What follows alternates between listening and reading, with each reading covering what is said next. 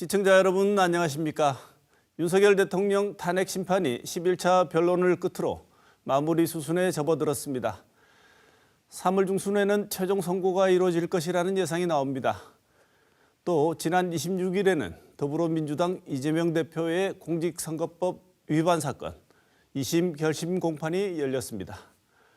다음 달 나올 이재명 대표의 재판 결과 역시 조기 대선 가능성과 함께 많은 관심을 모으고 있습니다. 지역에서는 홍준표 시장이 조기 대선 출마를 선언한 가운데 연일 터져나오는 명태균 씨 관련 의혹을 반박하는 모습입니다. 오늘 월간 정치에서는 윤 대통령 탄핵 심판 변론 평가와 함께 조기 대선 준비에 분주한 정치권 상황을 살펴보겠습니다. 오늘 함께 하실 두 분 패널 소개합니다. 박재일 영남일보 논설실장 나오셨습니다. 어서 오십시오. 네, 안녕하십니까. 김영건 전 더불어민주당 국회의원 모셨습니다. 어서 오십시오. 예, 안녕하십니까. 네. 비상계엄을 선포합니다. 가결되었음을 선포합니다.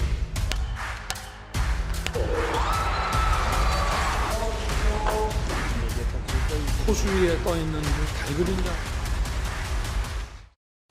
이제는 마무리가 된 변론이 마무리된 이 탄핵 심판 과정, 그다음에 그 중에서 인상 깊었던 것이나 이 말씀은 꼭 드리고 싶었던 내용이 있으면 먼저 두 분께 듣고 또 질문 드리겠습니다. 먼저 좀 전제하고 싶은 것은 21세기 대한민국의 군을 동원한 또 경찰까지 가세한 그런 국회 봉쇄 이런 게 있어서는 안 될 일이죠.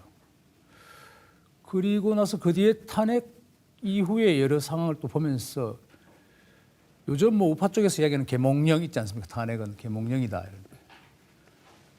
그 주장에 제가 뭐 그런 맥락으로 얘기 드리는 것은 아니지만 저도 솔직히 개인적으로 좀 계몽되는 부분은 있습니다.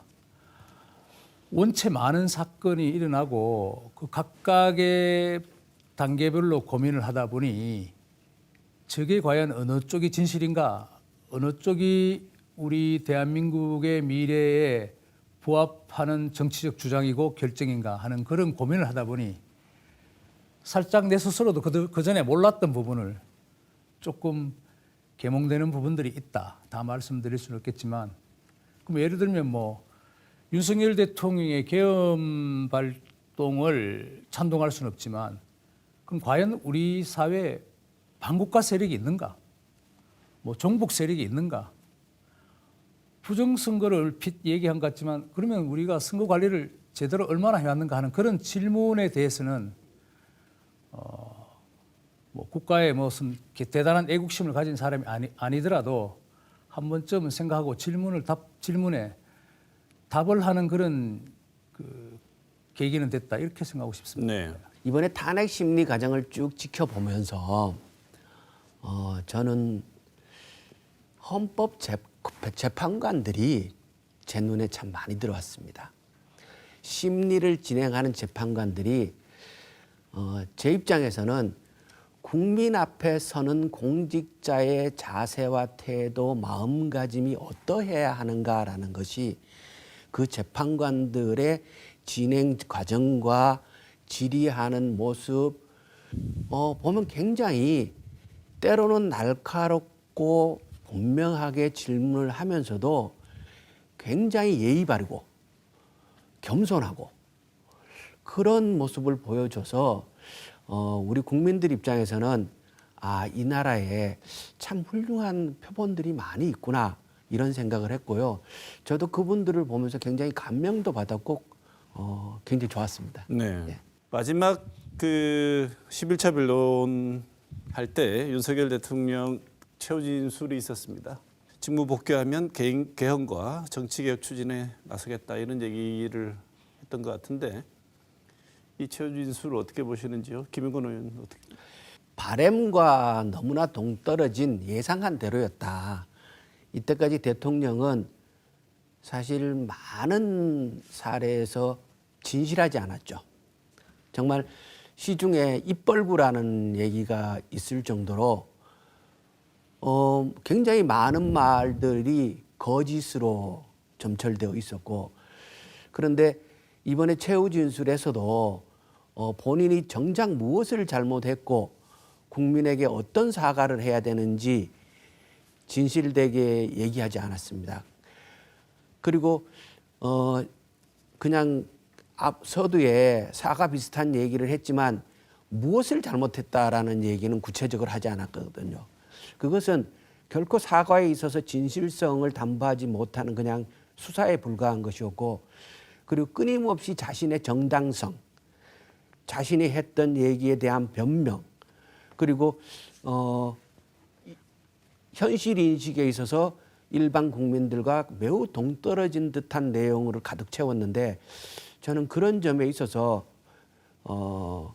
어떻게 우리가 저런 양반을 대통령으로 뽑게 되었을까라는 생각을 다시 해보는 자리가 됐습니다. 네. 야당의 일부 세력과 그리고 국민의힘 내부에서 흔히 말하는 87년에 만들어진 이 대한민국 헌법이 좀 불합리한 구석, 과도한 예를 들면 대통령 중심제 이런 걸 고쳐보자 하는 것인데, 저는 그 자체에도 좀 별로 탐탁지 않게 생각하지만 윤석열 대통령이 지금 이 시점에서 개헌을 꺼낸 것은 조금 뜨악하다. 조금 아쉬운 부분이죠. 왜냐하면 윤 대통령은 지금 계엄 자체의 불법 위헌성은 차치하고라도 계엄 발동의 배경에 대한 국민적 호소를 가져가야 되는 것인데, 지금 당장 개헌이라는 헌법을 개정하겠다는, 사실 지금 감금된 상태 아닙니까? 구속된 상태인데 계엄령 발동의 취지와도 맞지 않을 뿐더러 지금 본인이 스스로 그렇게 얘기할 입장은 아니라고 말씀드리고 싶고요. 다만 이제 내가 이 계엄령을 일종의 국민에 대한 호소, 거대 야당의 국회에서의 입법 폭주, 탄핵 남발, 도저히 내가 나라를 경영하기 힘들 정도로 더불어민주당의 공격이 너무 폐악질이었다는 이런 주장 아니겠습니까? 그 부분은 어느 정도 수긍이 간다는 것이죠. 그런데 여기서도 이제 조금 우리가 윤 대통령의 그 변호인단과의 논리 구성이 대국민 호소, 국민에 호소하기 위해서 군대와 경찰을 동원했다는 또 결과론적으로는 좀 모순된 상황이 있었다는 측면에서 이해는 되지만은 전체 그 변론의 11차 변론의 논리 전개가 완결성은 좀 떨어졌다고 봐요.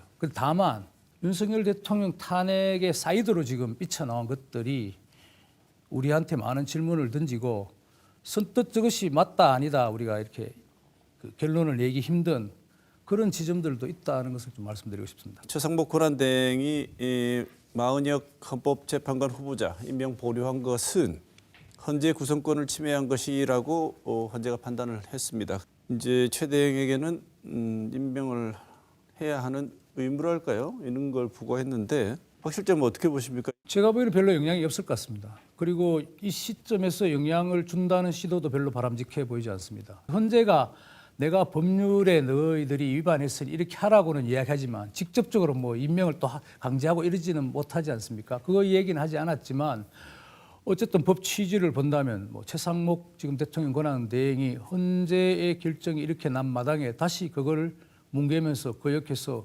시위를 끌 필요는 없을 것이고, 그래서도 안 될 것이다 생각되고요. 지금 이번 윤석열 대통령 탄핵 심판에 참여시켜야 하느냐 안 하느냐는 문제가 남아있는데, 시기적으로 거의 최종 변론이 끝난 마당에 그것도 상식선에서 판단한다면 좀 불가능한 것이 아닌가 이렇게 생각됩니다. 네. 변론에 참여하지 않은 재판관은 판결할 수 없다라는 게 기본 원칙이라 그래요. 그럼 이제 변론은 종결됐지 않습니까? 그런데 변론이 종결됐지만 평의회가 남아있죠. 그래서 평의회에 참석하는 것도 변론에 참여하는 걸로 해석할 수 있다 그래요. 그렇긴 하지만 다 끝난 평의회에 참석하지 않고 평의회에만 참석해서 판결하는 거는 뭔가 조금 부족한 면이 있어 보이죠. 그렇기 때문에 이 부분에 있어서는 헌법재판소에서 잘 판단하지 않을까 이렇게 생각을 하고요. 저는 그것보다가 최상목 권한대행이 마땅히 임명해야 할 헌법재판관을 임명하지 않아서 이 문제가 헌법재판소의 판결로까지 가게 된 이 과정을 봐야 되고 이것 자체가 심각한 문제가 있는 것이었다. 이건 헌법재판소로 갈 문제가 아니죠. 국회가 법에 의해서 진행한 절차를 마땅히 수행해야 할 공직자가 그것을 수행하지 않아서 생긴 문제거든요. 우리 지역 얘기 잠깐 해보겠습니다. 2월 8일 동대구역 광장에서 윤 대통령 탄핵 반대 집회에 있었습니다. 정치적 중립 의무가 있는 공직자, 지방자치단체자들, 장들까지 집회 참석해가지고 얘기를 한 장면들이 있었습니다.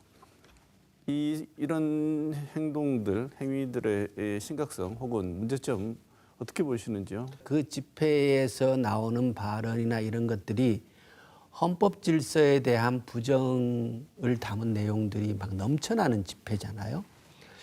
그런데 그 집회에 우리 지역을 대표하는 공직자들이 함께 참여하는 모습을 보면서 정말 놀라지 않을 수 없었고요.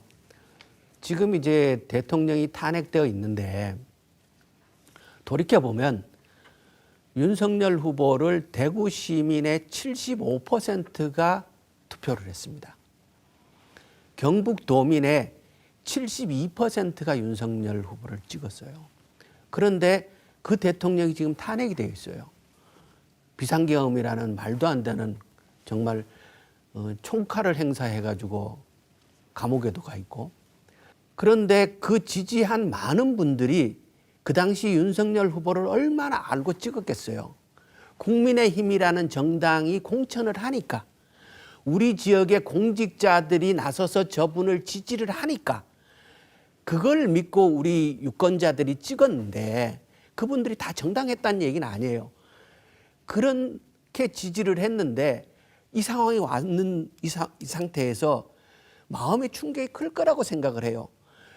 그러면 이 지역을 대표하는 공직자들이 얼마나 행동을 바로 하고 조심해야 하는가를 더 한 번 생각해야 할 시점에 헌법 질서를 부정하는 얘기들이 넘쳐나는 그 집회에 가서 함께 참여하고 사진 찍고, 저는 진짜 공직자로서의 자질이 의심되는 행동을 하고 있다, 이런 생각을 했습니다. 네. 저는 그렇게 심각하게 보지는 않습니다. 이 사안을 이번 예를 들면 어제입니까 3일절 날도 집회가 있고 한데, 물론 거리의 정치의 스피커의 정치를 거기에 그 다이얼이 맞지 않는 그 채널이 맞지 않는 사람이 들었을 때는 굉장히 좀 충격적이고, 한편으로는 뭐 저런 사람들이 있나 이렇게 생각할 수 있을 거예요. 그런데 두 가지로 볼 수 있죠.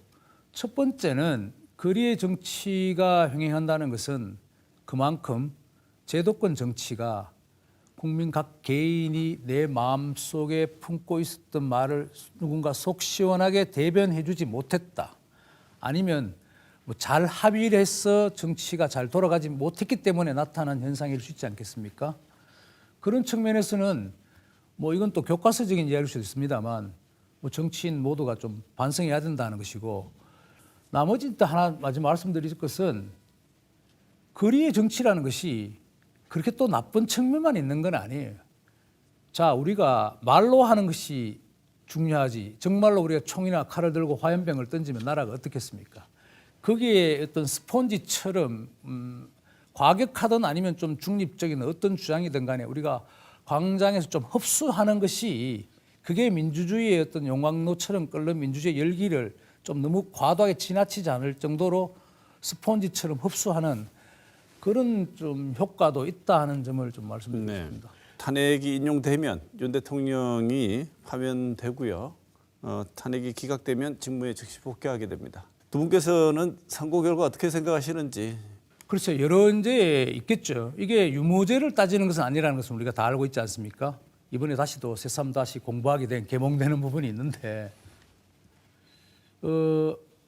헌법재판관들이 아마 평의를 하고 비밀 회의를 하고 여러 가지를 논의를 하겠지만, 결과적으로는 노무현 전 대통령이나 박근혜 전 대통령의 판결문을 다 읽어보면 그게 이미 판례가 돼 있거든요. 헌법 위반의 그 어떤 중대성, 법률 위반, 대통령으로서 직무 수행에 헌법과 법률에 위반이 된 부분이 있느냐. 그런데 이것이 어느 정도 중대한가를 사실상 주관적으로 판단할 수밖에 없습니다. 내 마음속에 헌법재판관의 생각에 윤석열 대통령의 위헌 위법 행위가 양이 얼마인가? 이것이 정말 중대한가? 법률적인 용어로 약간 상당성이라는 부분도 있는데 이게는 중대성으로 표현되어 있어요. 그리고 또 흥미로운 부분은 그렇다면 이 나라가 현직 대통령을 우리가 직접 선거로 뽑았는데 윤석열 대통령을 지금 파면하면 여러 가지 문제가 있을 수 있지 않겠습니까? 뭐 새로 선거를 해야 하는 돈 문제부터 나라가 분열되는 그런 국가적인 손실을 파면함으로써 얻는 이익과 하지 않음으로써 얻는 이익을 따진다고 해요. 그것도 계량하기는 정말 마음속으로 계량하는 것인데 자, 이쯤 되면은 정말 어려운 문제겠죠. 어떤 사람들은 그럼 100% 탄핵이다, 아니다 뭐 이렇게 이야기할 수 있는데 글쎄요. 제가 보기에는 윤석열 대통령이 좀 솔직히 굉장히 불리한 상황이다 이렇게 봅니다. 김영근 전 의원은 어떻게 보십니까? 저는 8대0 혹은 9대0 그건 명확하다고 보고요. 탄핵은 인용될 거다 이렇게 보는 거죠. 말씀하신 대로 위헌의 명확성, 위헌의 중대성 이 두 가지는 너무나 분명하고 여기다가 8대0, 9대0밖에 나올 수밖에 없는 이유가 저는 한 가지 더 있다고 봅니다. 윤석열 대통령이 복귀하게 되었을 때 가지게 되는 위험성 이게 매우 높다는 거죠. 최후 변론에서도 피소추인이 말했듯이 자신이 비상계엄을 하고 하는 그 과정에 있어서 무엇을 잘못했는지에 대한 반성이 없어요. 여전히 비상계엄의 정당성을 주장하고 있습니다. 그렇다면 이런 분이 다시 국군 통수권자로 들어섰을 때의 위험성이 매우 높다고 판단할 수밖에 없거든요. 그래서 저는 위헌의 명확성, 중대성에 덧붙여서 위험성마저 현재 드러나기 때문에 이것은 8대0 내지 9대0 이외에 어떤 답도 없다 이렇게 생각합니다. 네.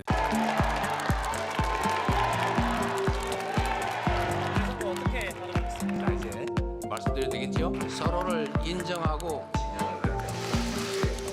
다음 주제 한번 살펴보겠습니다. 이재명 더불어민주당 대표 공직선거법 위반 혐의로 2심 재판이 검찰 구형을 끝으로 마무리가 됐는데요. 유무죄에 따라서 조기 대선 전국에서 어떤 영향을 가져올지 두 분 말씀을 들어보죠. 항소심을 빨리 진행해서 3월 26일 날 판결하는 걸로 이렇게 발표가 됐는데 저는 이건 참 잘했다. 우리가 이제 곧 있게 될 대선 전국이나 여러 가지로 봐서 명확하게 결론을 짓는 것은 매우 좋다 이렇게 생각을 하고요. 지금 시점에서 그 1심과 유사한 그러니까 그 참정권이 제한되는 판결이 나왔을 때 민주당이 어떻게 움직일 것인가 이것이 사실은 관심사인데요. 이번 탄핵 과정에서도 드러났듯이 그 윤석열 대통령의 검찰권을 남용한 그런 부분에 대한 어느 정도의 국민적 공감대가 있었기 때문에 이걸 근거로 해서 그 이재명 대표는 아마도 저는 무죄가 나올 확률도 상당히 높다고 생각을 합니다만 아마도 1심의 그런과 유사한 형태가 나온다 하더라도 출마는 진행하지 않겠는가 이렇게 짐작합니다. 네. 이 재판이 지금 무려 2년 2개월에 지금 1심이 났다는 거 아니에요. 완전 사법부가 어쨌든 뭐 재판을 차라리 무슨 뭐 아예 사건이 안 된다고 하든가 이걸 끌어서 왔어. 물론 이재명 대표도 재판을 건 요인이 있지만 지나치게 국민적인 혼선을 이게 만들었다는 거. 한편으로는 재판부가 직무유기에 가까운 것일 수도 있다는 거죠. 일반인이면 그렇게 하진 않는데 물론 뭐 복잡한 사건이면 1년 아니라 2년 아니라 뭐 10년도 걸리는 것을 종종 있습니다만 이 사안은 너무 좀 그랬다는 것이고 이 대표의 그 앞으로 뭐 대선과의 관계 이런 부분에서는 윤석열 대통령의 파면 이후에 그 대통령 선거가 만약에 이루어질 텐데 한다면 제 생각에는 그 파면으로서 얻는 민주당의 이익, 이재명 대표에 다가올 그 미래가 정치적 이득을 계량한다면 제가 보기에 썩 유리한 구석으로만 흘러가지는 않을 것이다. 이 재판 판결과도 지금 3월 26일이 못 박혀 있는 것 같은데 거의 그런 생각이 좀 듭니다. 네. 우리가 선거 과정에 공보물의 이력이나 경력들을 허위 기재하는 것과 TV 토론에서 나온 발언에 있어서 불명확한 것은 사실은 구별해야 되거든요. 그런데 이러한 인식과 기억에 관한 내용을 사법 심판의 대상으로 삼아서 정치인의 피선거권을 제한한다라는 것은 민주주의 절차상 굉장히 중대하게 생각을 해야 한다고 보고요. 그렇기 때문에 이번 2심 판결이 저는 마땅히 무죄가 나오는 것이 옳다 이렇게 보고, 그리고 우리 정치의 이 불안정성들을 감안할 때 2심 판결이 정말 신중하게 잘 나오기를 기대합니다. 그렇지만 그렇지 않은 결과가 나왔을 때 민주당이 어떻게 대응할 것인가, 이것이 참 큰 고민인데요. 저는 피선거권의 제한보다는 국민의 심판을 통해서 정치인이 기회를 박탈할 것인가 보장할 것인가가 결정나는 것이 더 옳다 이렇게 생각을 하고요. 그리고 더더구나 탄핵이라는 반복된 두 번째 탄핵이 됐지 않습니까? 이후에 대선을 하고 인수위 없이 정권이 들어서게 되는데, 그렇게 되었을 때 정권이 굉장히 불안정한 요인들을 많이 가질 겁니다. 그 부분에 있어서는 만일에 이재명 대표가 대통령이 된다고 할 때 그의 문제 때문에 전국이 더 불안하다 이렇게 보기보다는 우리 국민들이 다 함께 이러한 연거푸 탄핵 이후의 정권이라는 것을 인식하고 그런 불안정성을 헤쳐나가기 위한 노력을 함께 해야 하지 않는가, 여야 할 것 없이 그런 생각을 합니다. 만약 이재명 대표가 유죄가 났다. 국민이 지금 소비자로서 정치 소비자로서 다음 대통령 후보를 선택하든가 각 당별로, 그리고 아니면 최종 본선에서 대통령을 선택하는데 굳이 선거법 위반에 대통령 자격이 있니 많이 하는 사람을 하자가 있는, 우리가 슈퍼마켓에 갔을 때 구태여 하자 있는 보관식품이 지난 것을, 유효기간이 지난 것을 굳이 선택합니까? 뭘 할 수도 있겠죠. 내가 돈을 아끼기 위해서 누구 말 맞다나. 그러나 그 퍼센트가 있을 것이라는 것이죠. 그런 측면에서 민주당으로서는 굉장히 딜레마인 상황이 올 것이라는 것이고, 이재명 대표의 체제가 워낙 강고하기 때문에 그러한 2심 판결이 유죄임에도 불구하고 강공 드라이브로 마이웨이 할 가능성이 높지만, 임종석 전 비서실장처럼 이렇게 이야기하는 사람들이 만약 나선다면 민주당으로서는 한 차례 굉장히 짧은 시간 안에 수습하기 어려운 혼란도 빚어질 가능성이 있다 이렇게 생각합니다. 네. 이재명 대표 요즘 행보 보면 아주 정말 광폭 행보를 하고 있습니다. 그러면 심지어 너무 제가 볼 때는 이렇게 광폭이어도 되나 싶은 행보도 있었는데요. 정당의 정치적인 어떤 정체성을 본인이 중도 보수 정당이다, 우리는 원래 그랬다라고 얘기를 하면서 논란이 있었습니다. 중도 보수론 어떻게 보시는지요, 박재일 시장님? 지금 좀 그렇게 본인이 얘기할 전략적으로 할 수 있겠죠. 많은 사람이 평가하듯이 자신을 중도 보수라는 우리가 의자에 앉는다면 자기가 딱 가운데 앉아서 이쪽 우측을 잡고 국민의힘을 거구 쪽으로 모는 전략 아니겠습니까? 그리고 본인은 좀 실용주의 이렇게 먹사니즘, 제가 보기엔 약간 박정희 전 대통령이 좀 생각나요. 무조건 잘 살게 하겠다, 잘 사는 것이 중요하지 않느냐, 잘 먹고 잘 사는 것이, 이런 관점이다 하는 측면에서는 좀 박 대통령이 약간 살짝 생각나긴 하는데, 알다시피 어쨌든 이재명 특유의 기회주의적이다 이렇게 이야기하시는 분들도 있잖아요.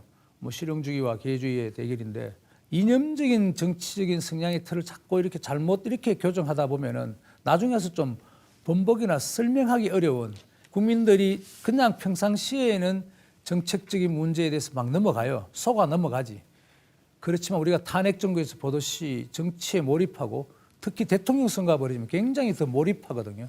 그러면 앞뒤가 맞지 않는 얘기들이 이제 언론이나 뭐 상대 진영에서 공격이 나올 텐데 그런 측면은 이재명 대표가 조금 주의해야 할. 예를 들면 당장 민노총에 가서 뭐 여러 상법이나 여러 가지 뭐 상속세 문제를 얘기했는데 민노총에 가서는 아이 뭐 너무 걱정하지 마시라 그런 일 없을 것이다 이런 취지의 이야기를 했잖아요. 그러면 앞뒤가 안 맞는 것인데 여러 군데 가서 좋은 이야기를 득담을 하는 것은 좋지만 실용적으로 그것이 부메랑이 될 수도 있는 상황이라 뭐 저보다 더 잘 알겠죠 민주당에서는. 네. 저는 최근에 이재명 대표가 중도 보수를 표방한 것은 그분의 평소 성정과도 크게 차이 나지 않고 또한 지금 대한민국 시점에 매우 필요한 입장 표명이었다 이렇게 바라보고요. 왜냐고 하면은 지금 나라 경제 자체가 너무 어렵고 최근 발표되는 자료에 따르면 경제 성장률이 급락하고 있는 거예요. 이대로 가다가는 언제 마이너스 성장하는 시대가 될지 모르는 상황이기 때문에 책임 있는 정치인이라면은 어떻게 성장의 불을 다시 지필 것인가가 1차적인 관심이 되는 것이 마땅하고 그래서 아무래도 성장과 분배라는 측면에서 보면 성장은 보수 우파 쪽의 주제잖아요.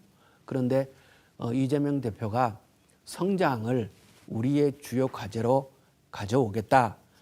이거는 적절하다 이렇게 보고요. 문제는 이미 국민 달러가 3만 내지 4만으로 가고 있는 이 상황의 경제 성장이란 의지만 갖고 되는 게 아니거든요. 과감하고 혁신적인 구조개혁을 해야 되고 신산업을 창출해낼 능력이 있어야 되고 그를 통한 양질의 일자리를 어떻게 확보할 것인가. 그리고 세계 주요 국가들이 이것을 놓고 서로 각축을 벌이고 압박을 하고 있는 상황에서 대한민국의 위치를 어떻게 관철해낼 것인가 라는 보다 구체적이고 명확한 계획들이 제시되어야 설득력을 가질 거라고 보는데 그 점에 있어서 민주당의 준비가 어느 정도 되어 있는지 그리고 앞으로 해야 할 일이 더 많지 않겠나 이런 고민을 하고 있습니다. 네.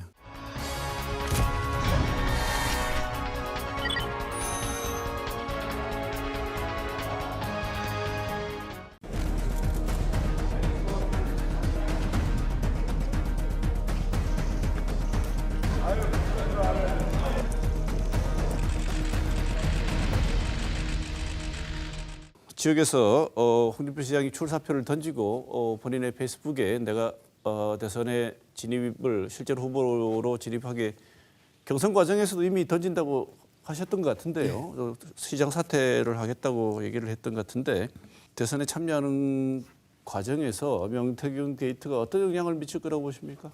윤석열 대통령도 마찬가지지만 정치인이 공직자가 국민의 앞에서 거짓말을 하면 안 된다. 이건 정말 지켜야 할 기본이다 이렇게 생각을 하는데요. 우리 홍준표 시장님도 명태균 씨와의 관계에 있어서 계속 발언이 바뀌거든요. 저는 홍준표 시장이 반성해야 된다고 생각을 합니다.